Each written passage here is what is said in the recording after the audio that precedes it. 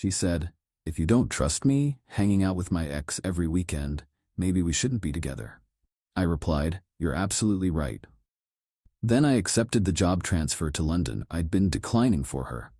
When she texted, "What are you doing this weekend?" I sent a selfie from Heathrow Airport. I, 31 male, had been with Jade, 29, for 3 years. Living together for 1. Everything was decent until her ex Dylan moved back to town 6 months ago.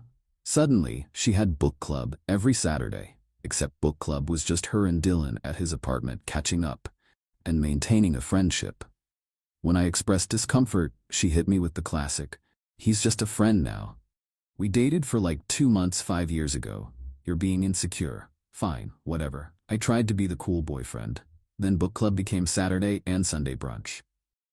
Then Friday movie nights got added because Dylan's going through a tough time with his dad's health. The breaking point came 3 weeks ago. I'd been offered a massive promotion, heading up our London office. 130K salary, full relocation package, 3-bedroom flat covered for a year. Dream job. But I'd turned it down twice because Jade couldn't imagine leaving her family. That Saturday, she was getting ready for book club again. Hair done, new dress, perfume that she never wore for our date nights. "You sure you don't want to skip today? We could check out that new Korean place." She rolled her eyes. "God, Ryan, we've been over this. Dylan and I are friends. If you don't trust me hanging out with my ex every weekend, maybe we shouldn't be together." I looked at her for a long moment. "You're absolutely right." Finally, "See, I knew you'd—" "Wait, what?" "You're right, we shouldn't be together." Her face went through about 12 expressions. "Ryan, I didn't mean—" "No, you made a good point. This isn't working." I walked to our bedroom and sent an email to my boss. "I'll take the London position. Can start in 2 weeks. Jade followed me. "What are you doing?" I was just frustrated. "You can't just—" "I'm accepting a job offer. You should probably stay at your parents' tonight. Or Dylan's. Your choice." "Are you seriously breaking up with me over this?" "You literally just said we shouldn't be together." "I'm agreeing." She started crying. Not sad tears, angry ones. "You're being ridiculous. It's just friendship." "Cool, be friends. I'll be in London." She grabbed her purse and stormed out. "You'll regret this." 20 minutes later, my phone exploded. "Baby, let's talk about this. You can't just end 3 years like this. I'll stop seeing Dylan if it bothers you that much." "Ryan, please." "This is so immature." I didn't respond. Instead, I started packing. Update 1. The last week has been illuminating. After our breakup, Jade went straight to Dylan's. I know because she posted an Instagram story from his couch with a wine glass and the caption, "When life gives you lemons," at 2 a.m. Her best friend Mia texted me, "Did you guys really break up?" "Me?" asked Jade. "She's the one who suggested it." "She says you're moving to London?" "Yep, me up." "But she told everyone you'd never leave because you're too attached to your mom." "My mom lives in Florida. I see her twice a year." Meanwhile, I was busy. Submitted my 2 weeks' notice, started shipping stuff to London, found someone to take over my lease. The company was covering everything: movers, flights, temporary housing. The works. Jade tried to come by the apartment while I was packing. I'd already changed the locks. She wasn't on the lease. Just stayed over so much she basically lived there. "Ryan, I know you're in there. We need to talk." I texted her. "Your stuff is in boxes by the door. Please take them." "I'm not taking my stuff because I'm not leaving. This is insane. The lease is under my name. You never officially moved in, remember? You insisted on keeping your parents' address for mail." That was her tax evasion scheme, claiming she still lived at home to avoid city taxes. Backfired beautifully. She left, but not before telling our entire friend group I was having a mental breakdown and abandoning everything for a stupid job. Then the Dylan truth came out. My buddy Ethan works at the same gym as Dylan. Overheard him on the phone. "Yeah, she's basically single now. Her boyfriend's having some crisis." "No, babe, I told you. Jade and I are just friends." "Yes, I'm still coming to your sister's wedding." "What do you mean you saw Instagram? That was nothing." Turns out Dylan has a girlfriend, Olivia, who lives 2 hours away and comes down every other weekend. The weekends when Jade supposedly had family obligations. Ethan sent me screenshots of Dylan's texts in their gym group chat from 2 months ago. "Boys, you gotta see this chick I'm hooking up with. Her boyfriend thinks we're having book club. Mao. I forwarded them to Jade with one word, interesting. She called 17 times. I was busy booking my flight. Update 2. My flight was Saturday at 3 p.m., the same Saturday Jade had book club for 3 months straight. That morning, she showed up with her mom, Diane, and her sister Haley. Full intervention mode. Ryan, sweetheart, Diane started. Jade told us about your mental health crisis. What crisis? The sudden decision to abandon your life and move across the world. It's clearly a cry for help. It's a 70% pay raise and an executive position. Haley jumped in. But what about Jade? You can't just leave her. She ended things. I'm respecting her decision. She didn't mean it literally. Jade screamed. Then maybe don't use ultimatums you don't mean? Diane tried another angle. What about the apartment? Jade's been living here. No, she's been visiting. All her mail goes to your house. She's not on any bills. Legally, she's a guest. You're really going to abandon her over one little friendship? Haley asked. I pulled out my phone and showed them Dylan's gym chat screenshots. Silence. Diane went pale. Is this real? Jade turned red. Those are out of context. What context makes her boyfriend thinks we're having book club? No, better. They left after Jade called me emotionally abusive for spying on Dylan. I wasn't spying. Ethan volunteered the info because he thought I should know. At noon I posted a photo on Instagram. New adventure begins. London, here I come. The comments were immediate. Wait, what? Bro, when did this happen? Is this why Jade's been crying on her stories all week? At 2:30 p.m. while boarding, Jade texted, "What are you doing this weekend? Can we talk?" I sent back a selfie from the gate at the airport with the London flight board clearly visible behind me. Her response, "This isn't funny, Ryan." Me not trying to be funny. Board closes in 10 minutes. You're seriously leaving? You seriously thought I'd stay after you chose your ex over our relationship? I didn't choose him.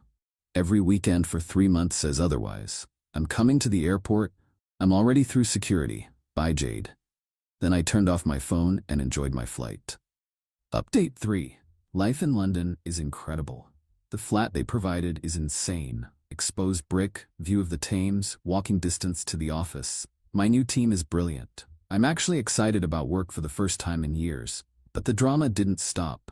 Jade went nuclear on social media. Posted this long thing about how I abandoned her without warning and refused to work on our relationship and chose money over love.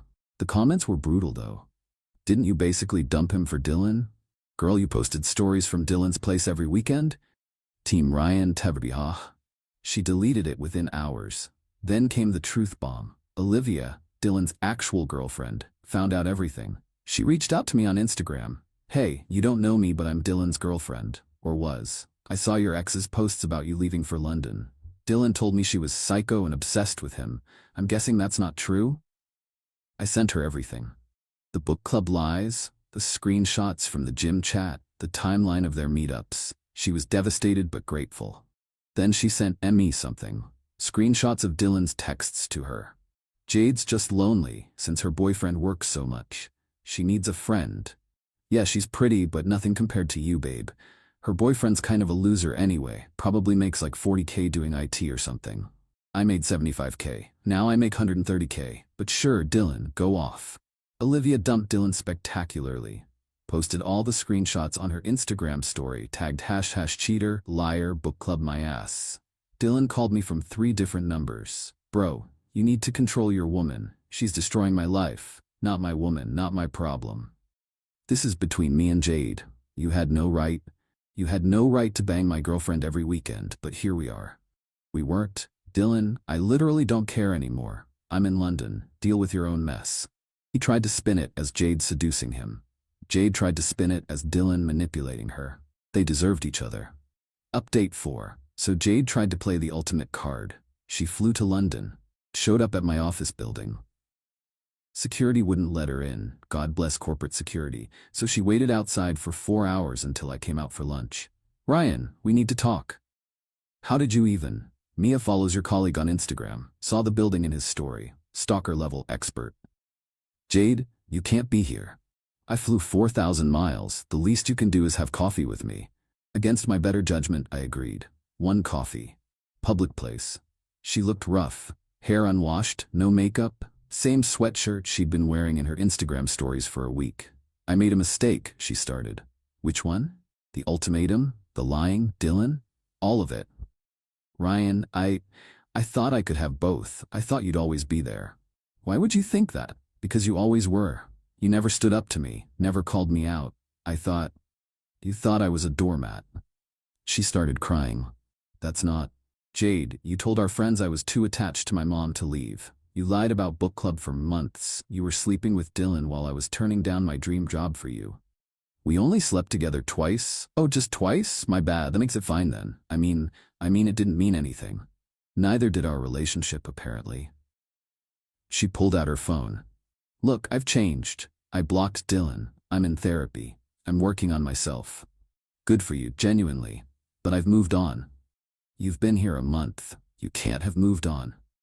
I moved on the moment you said we shouldn't be together. I just took your advice. Then she played what she thought was her ace. I'm pregnant. I laughed. Actually laughed. No, you're not. How do you? Because we haven't had sex in 2 months. You were always too tired after book club. Unless it's Dylan's? Her face crumbled. I'm not pregnant. I know. I needed you to care. I did care for 3 years. You just didn't notice until I stopped.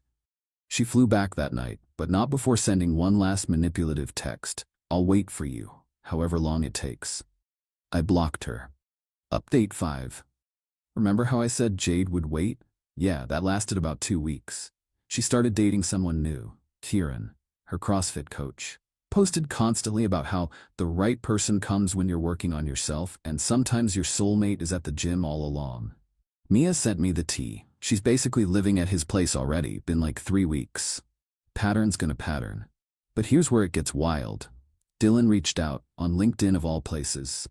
Hey man, heard you're killing it in London, actually just got an offer there myself, would love to buy you a beer and clear the air. This absolute walnut thought we'd be buddies now. No thanks. Good luck though.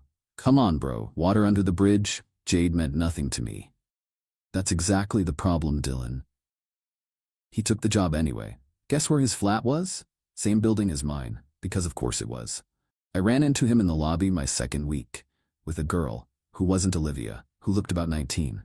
Ryan, bro, this is Chloe. Chloe, this is my buddy Ryan. We're not buddies, Dylan. Chloe looked confused. Dylan went red. Don't be like that, man. We're neighbors now. I'm moving next month. I wasn't, but he didn't need to know that. Chloe Googled Dylan that night. Found Olivia's tagged posts, dumped him via text in the building's WhatsApp group by accident instead of texting him directly. Dylan, I can't believe you're the book club cheater. We're done. 212 residents saw that message. The security guys call him book club now. Final update. Jade's relationship with Kieran exploded. Shocking, I know. Turns out Kieran was also just friends with his ex. They had workout sessions every weekend. Jade found them in a very compromising stretching position. She messaged me on WhatsApp, forgot to block her there. Now I understand how you felt. I'm so sorry. I left her on read. But the real karma came from an unexpected source. The tax thing. Remember how Jade claimed she lived with her parents to avoid city taxes? Well, someone reported her. That someone may have been Olivia, who works for the state tax department and takes fraud very seriously. Jade owed 3 years of back taxes, penalties, and interest. About $18 total. Her parents had to bail her out, but only after making her move back home for real this time. Dylan's still in London, but his reputation preceded him. The book club story spread through our industry. It's smaller than you'd think. He's been on exactly 0 dates from work events. Still calls me bro in the elevator. I still ignore him. Haley reached out last week. Jade wanted me to tell you she's sorry. She's really working on herself now. That's nice. I hope she figures it out. She also wanted to know if you're seeing anyone. Yes, I am. Her name's Awif. She's Irish, works in publishing, thinks the whole book club story is hilarious, and has exactly 0 exes she hangs out with every weekend. Last week was my 6-month review. Got another raise and a permanent position.